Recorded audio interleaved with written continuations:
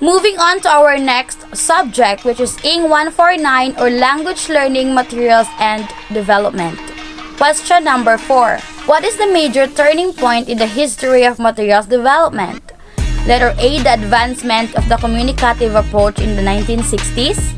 Letter B, the founding of associations such as MATSDA or Materials Development Association in 1990s. Letter C, the advent of the communicative approach in the 1970s, where materials moved from audiolingual approaches to an approach which encouraged learners to use the language for communication.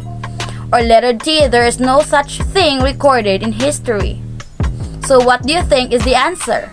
So the answer for question number 4 is letter C.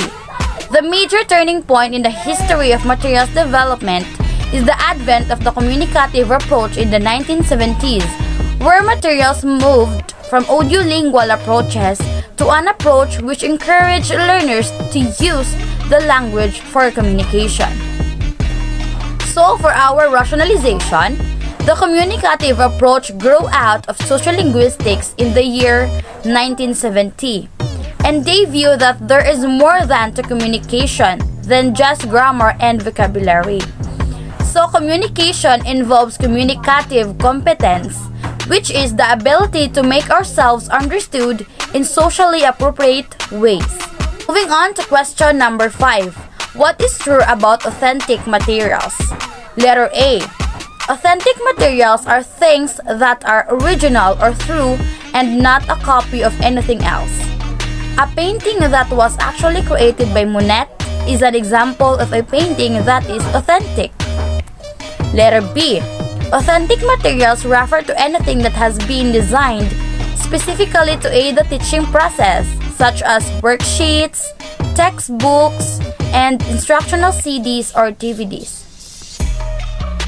Letter C. Authentic materials are not created specifically to be used in the classroom, but they make excellent learning tools for students precisely because they are authentic. Letter D. Authentic materials refer to textbooks and other specially developed instructional resources that have been prepared to include examples of specific grammatical items, discourse features. So, the correct answer for question number 5 is letter C. What is true about authentic materials? So, in letter C, authentic materials are not created specifically to be used in the classroom, but they make excellent learning tools for students precisely because they are authentic. For our rationalization for this item, authentic materials are not created to be used in the classroom, but they make excellent learning tools for students precisely because they are authentic. That is according to this source, so you can use that link if you want to browse more about authentic materials. Moving on to question number 6. Which among the following is an example of inauthentic material? It means not authentic material. Letter A, bills. Letter B, modules. Letter C, newspapers. Or letter D, calendars. So the correct answer for question number 6 is letter B, modules. Why? Because authentic materials are not created specifically to be used in the classroom, so they are not bound to be used only in the four corners of the room, but they can be used in the real-life situations.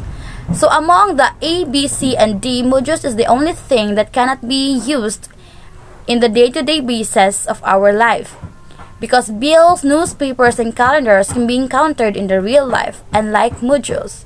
So the answer is letter B, modules.